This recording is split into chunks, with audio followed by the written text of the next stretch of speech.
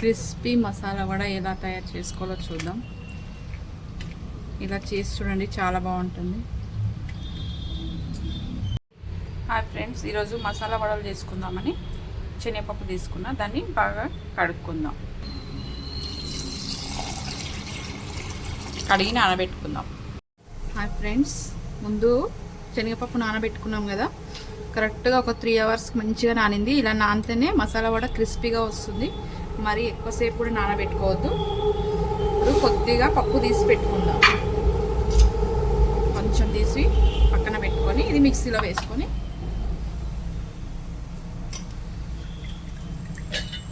కొంచెం రవ్వలాగా మిక్సీ చేసుకోవాలి.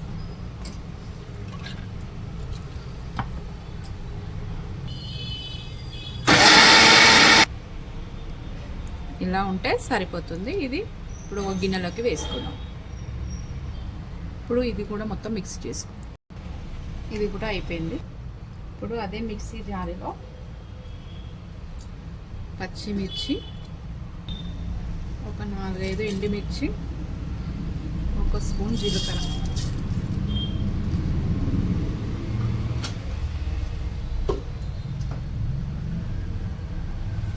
కొద్దిగా సాల్ట్ వేసుకొని మిక్సీ చేసుకుందాం. దీన్ని ఇది మిక్సీ అయిపోయింది కదా, కొంచెము అల్లం వేసుకోవాలి ఇందులో.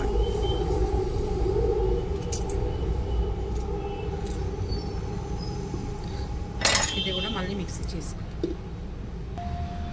ఇది మొత్తం మిక్సీ చేసుకున్నాం కదా, ఇందులోనే సన్నగా కట్ చేసుకున్న కొత్తిమీర, పుదీనా, కొద్దిగా కరివేపాకు,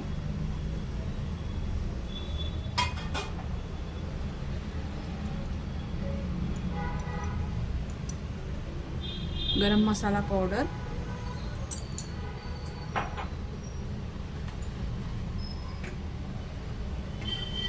ఒక 2 స్పూన్స్ బియ్యం పిండి వేసుకోవాలి. క్రిస్పీగా వస్తుంది మసాలా కూడా, ఇచ్చుకోకుండా ఉంటుంది. ముందు తీసి పక్కన పెట్టుకున్న శనగపప్పు కూడా వేసుకోవాలి.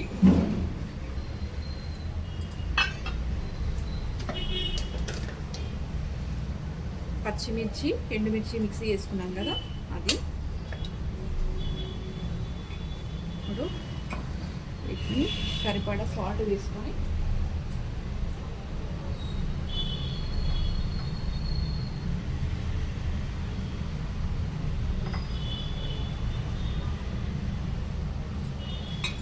బాగా కలుపుకోవాలి.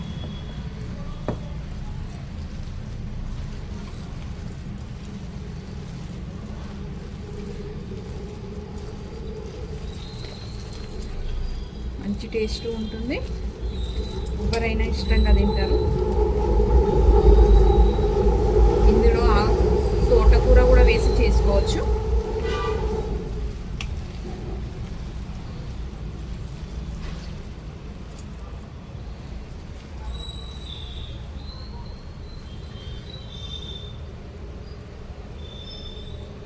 ఇలా వేసుకుంటే సరిపోతుంది. మసాలా వడ డీప్ ఫ్రై చేసుకొని ఇప్పుడు ఆయిల్ అయితే హీట్ చేసుకున్నాను. ఇప్పుడు ఇలా చేసుకుంటూ వేసుకోవాలి. అంతే. ఆయిల్ బాగా హీట్ అయిన తర్వాత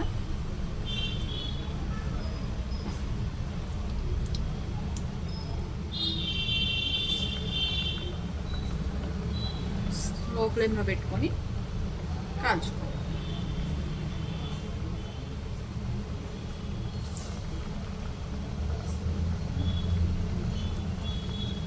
ఇలా రౌండ్గా కూడా వేసుకోవచ్చు. కొద్దిగా లోపల మంచి కాలాలి అంటే ఇలా వేసుకుంటే బాగా కాలుతాయి.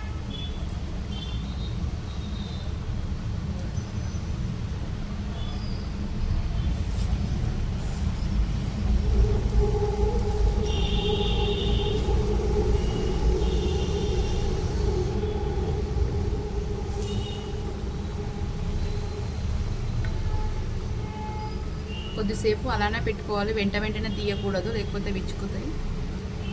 ఈ కొద్దిసేపు కాలిన తర్వాత కలుపుకోవాలి.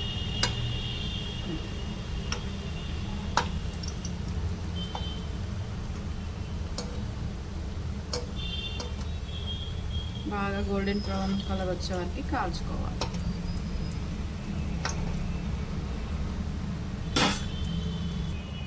ఇలా మంచి కలర్ వచ్చే వరకు కాల్చుకోవాలి. ఇలానే మొత్తం చేసేసుకోండి.